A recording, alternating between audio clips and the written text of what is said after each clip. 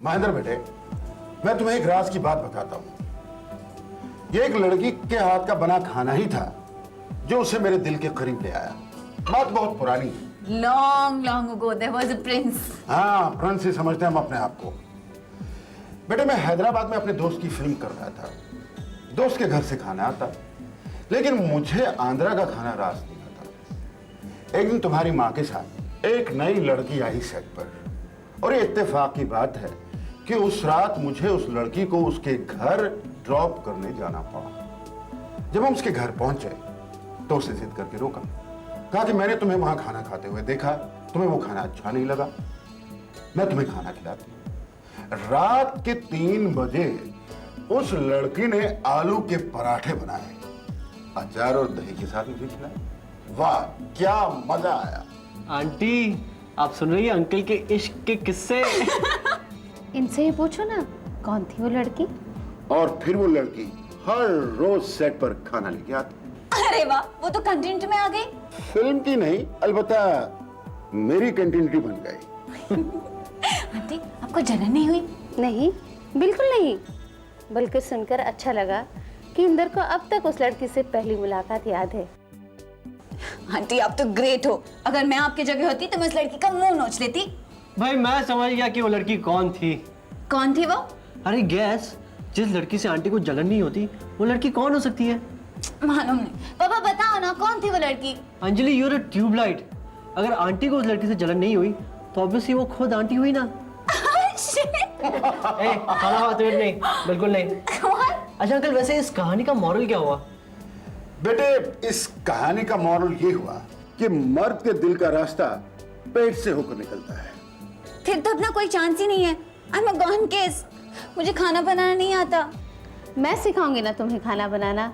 इतना अच्छा खाना बनाना सिखाऊंगी कि खाने वाले उंगलियां चाट जाएं। Thank you aunty. भाई फिर तो अंजलि के पीछे उंगलियां चाटने वालों की भीड़ लग जाएगी। अंकल, आपके घर के बाहर लोग नारा लगाएंगे कि we love Anjali, we love Anjali. ये गेंद की तरह क्यों चल रहा है? मिठाई लेके आया हूँ साहब जी, मिठाई खाओगे एकदम अमेरिकन हुआ। किसने बनाई है? छोटा साहब जी ने। अंजलि ने? अंकल, कल से मुझे भी आपके घर के बाहर नारे लगाने पड़ेंगे कि I love Anjali, I love Anjali, I love Anjali.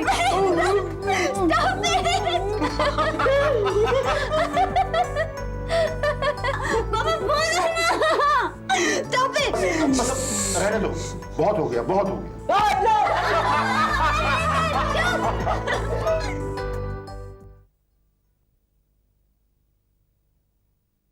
हाय चाची, क्या कर रही हो? पूजा, आज आने में इतनी देर क्यों लगा दी? देर कहाँ लगा दी? इतना ट्रैफिक होता है ना कि कहीं भी टाइम से पहुंचना मुश्किल हो जाता है। लाइब्रेरी से मैं ट्यूटोरियल्स गई थी, कुछ नोट्स लेने थे। आईएएस की तैयारी के लिए पता नहीं कहाँ कहाँ से नोट्स लेने पड़ते हैं। भूख लगी है, कुछ खिला दो ना। तेरे चाचू तुझे दोपहर से ढूंढ रहे हैं। चाचू मुझे ढूंढ रहा है? उन्हें वहम रहने लग गया है कि मैं हवेली वालों से लड़ती फिरती रहती हूँ। Anyway, रोटी बना दो। तू बैठ, मैं रोटी लेके आती हूँ।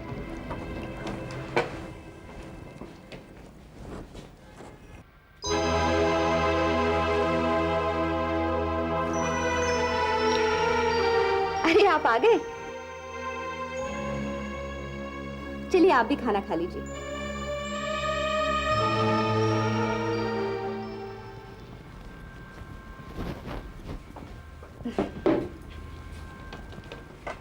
बैठिए। रहने तो, भूख नहीं मुझे।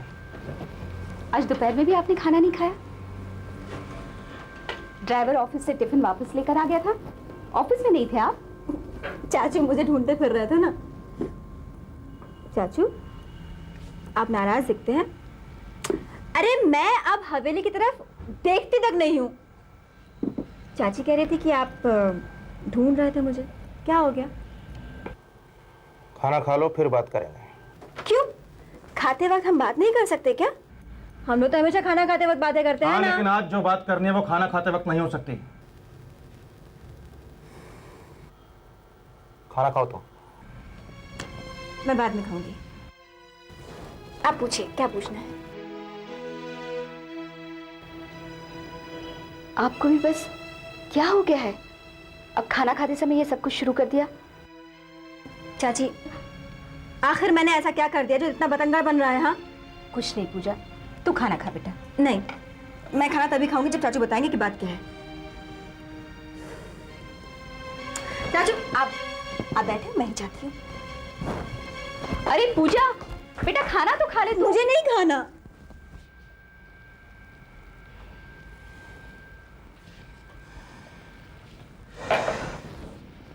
कम से कम उस बेचारी को खाना तो खा लेने दिया होता।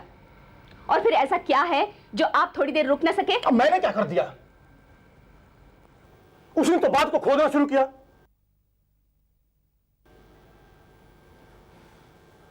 अच्छा ठीक है, आरती को भेजकर उसे बुलवा लो। आज हम सब बाहर खाना खाएंगे। आरती घर पर नहीं है। कहां गई वो? रात के 10 बज चुके हैं, कहां गई वो? वो अपने दोस्तों के साथ पिकनिक पर गई है। मैंने रोका था उसे, लेकिन फिर वो मुंह फुलाकर बैठ गई, हाथ पैर पटकने लगी, अपने आप को कोसने लगी। मुझसे ये सब कुछ देखा नहीं गया, मैंने उसे चले जाने दिया। शालू, यहाँ गजेंद्र और भाभी हम पर ताना कस रहे हैं और तंग कर रहे हैं कि हम बच्चों को आजादी देकर बिगाड़ रहे हैं, और तुम हो कि उन्हें पिकनिक पर भेजे जा रही हो, तो भी इस वक्त। अब फिर पता नहीं कौन दोस्त है, कैसे दोस्त है। और ये रात के वक्त कौन सी पिकनिक होती है, बताओ मुझे।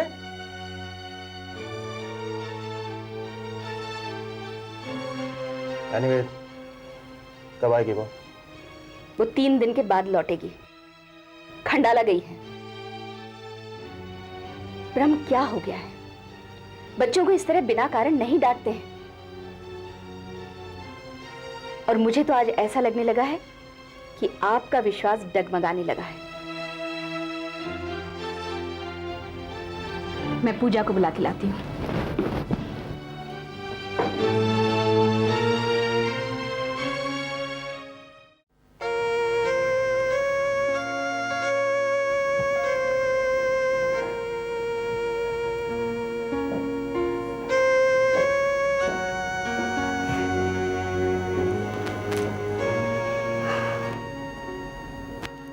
पूजा बेटा, नाराज हो गई अपने चाचू से?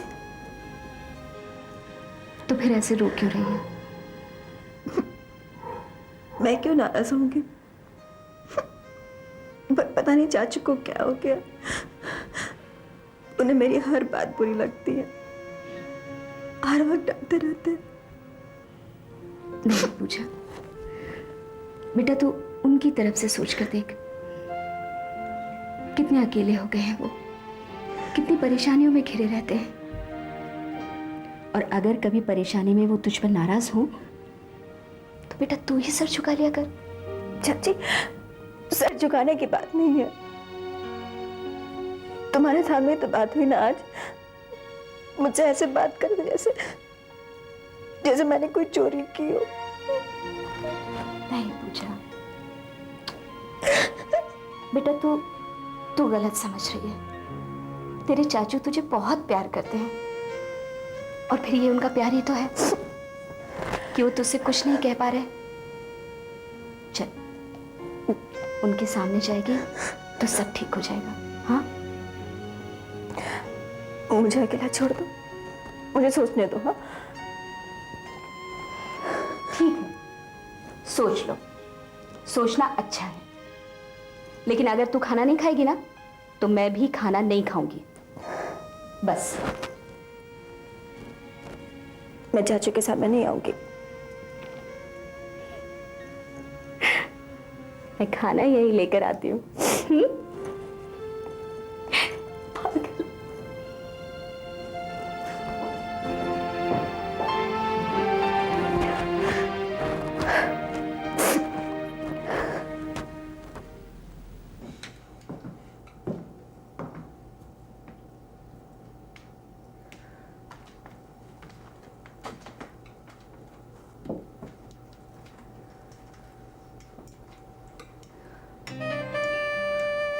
मम्मा, आप मुझसे बात क्यों नहीं कर रही हैं? मेरी बात नहीं सुनेंगी तो बात साफ कैसे होगी? और फिर मैंने ऐसा कोई काम नहीं किया जिससे कोई मुझ पर दोष लगाए। अंधा समझाया तुमने मुझे? मैंने जो कुछ देखा वो क्या झूठ था? कहना क्या चाहती हो तुम? बगैर आग के धुआं नहीं उठता। इंडिया में भी लोगों ने देखा होगा, इसीलिए वहां बदनाम हो। राज, मैंने तुम्हें अपना फैसला सुना दिया है। कैसा फैसला मम्मा? मेरा खाना गंगाराम से मेरे कमरे में भिजवा दो। राज, राज कैसा फैसला? अपनी जबान से मेरा नाम मत लो। तुम्हारा कोई रिश्तेदार है इंडिया में? यहां पर तुम्हारे ऊपर तरस खाने वाला कोई नहीं है। अपने किसी रिश्तेदार का पता ठिकाना बता दो। अरे कोई तो होगा, चाचा, मामा, बुआ, फूफा।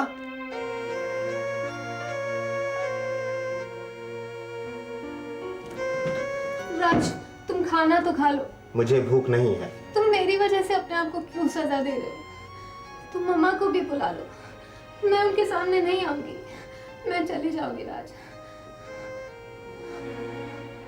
मुझे कल तक तुम्हारे किसी रिश्तेदार का नाम पता चाहिए जो तुम्हारा बोझ उठा सके, समझे?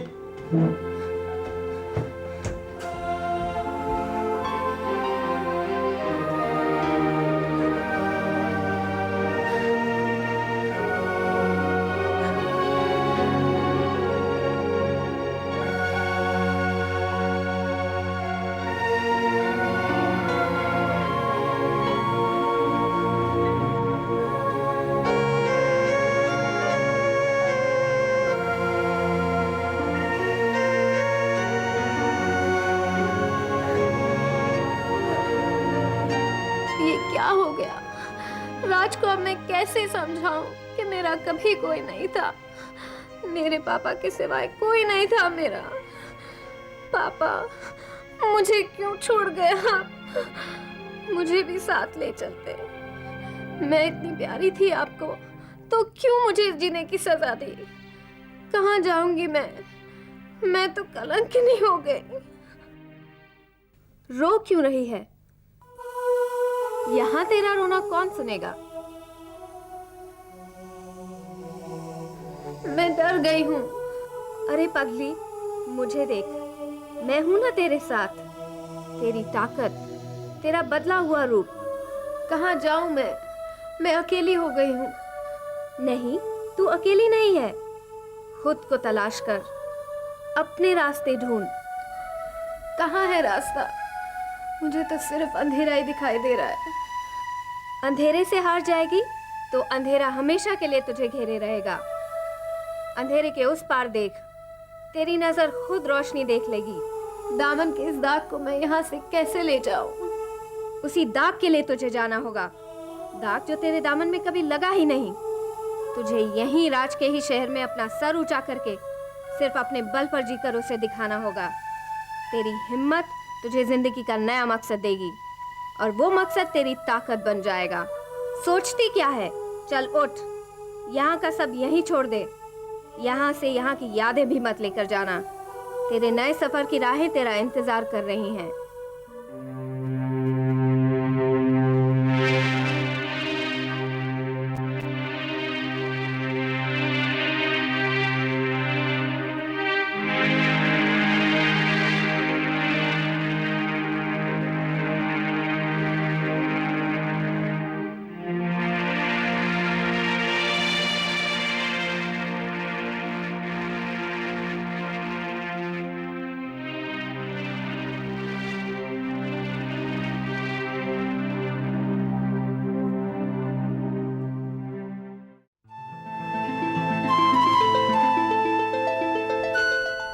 भाभी,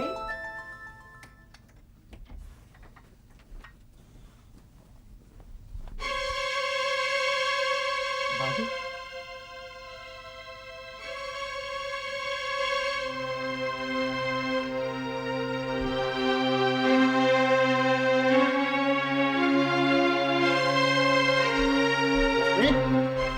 रश्मि, कहाँ गए रश्मि? मालूम नहीं राज भैया, रात को भी आया था खीर लेके, तो दरवाजा नहीं खोला था। तुमने रात में क्यों नहीं बताया?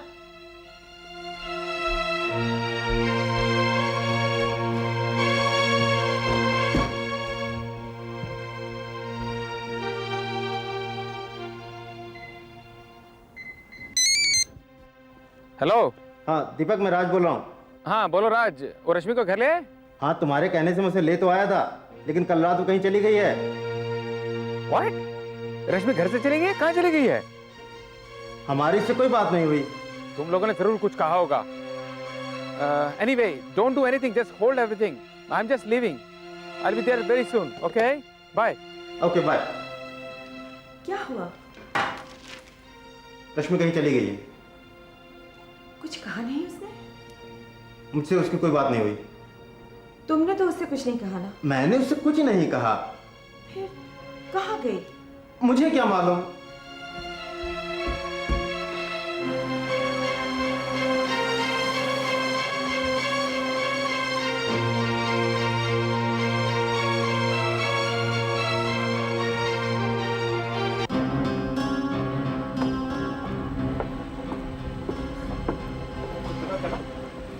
देख लिया भाई अपने उपदेश का नतीजा। घर ले आओ कह के मुझे कुछ भी सोचने के काबिल नहीं रखा। अरे मैं तो पहले से ही जानता था कि अब वो यहाँ नहीं रहेगी। This is all because of you. ऐसा ही बर्ताव किया होगा तुमने उसके साथ। उसे अपनापन तो नहीं दिया होगा। She needed a healing touch, थोड़ा अपनापन जो उसके मन को छू लेता। लेकिन ऐसा आप लोगों ने नहीं किया होगा उसके साथ। हमने कुछ नहीं किया, सब कुछ तो था यहाँ। मैंने उससे सिर्फ इतना पूछा कि वो अपने इंडिया में किसी रिश्तेदार का नाम बता दे जो उसका बोझ उठा सके। वेल डन राज, वेल डन। फिर अब परेशान क्यों हो? अरे तुम चाहते थे वो यहाँ से चली जाए, वो चली गई। वो तुम्हें अपने रिश्तेदार का नाम क्यों बताती? थोड़ा इंतजार तो कर सकते थे। पिछले दिनों हमारे चारों तरफ तूफान उठा, धूल छा गई थी। इस गुबार को थम जाने देते तो सारी असलियत नजर आ जाती। रश्मि तो तुम्हें हमेशा सच बताने की कोशिश करती रही, लेकिन तुमने उसके दिल में कभी झांक कर नहीं देखा। मैं कोई भगवान तो हूं नहीं कि उसकी अग्नि परीक्षा लेता। अरे उसने तो अग्नि परीक्षा से भी बड़ी परीक्षा तुम्हें दे डाली। तुम्हें तुम्हारा बेटा अपने शरीर से निकाल कर दे दिया कि ये ले देख, ये तेरा है कि नहीं।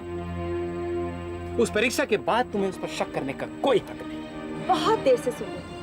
किस परीक्षा की बात कर रहे हो? समाज से बढ़कर न्याय करने वाला कोई नहीं होता। अगर दुनिया किसी को बच्चलन कहती है तो वो है।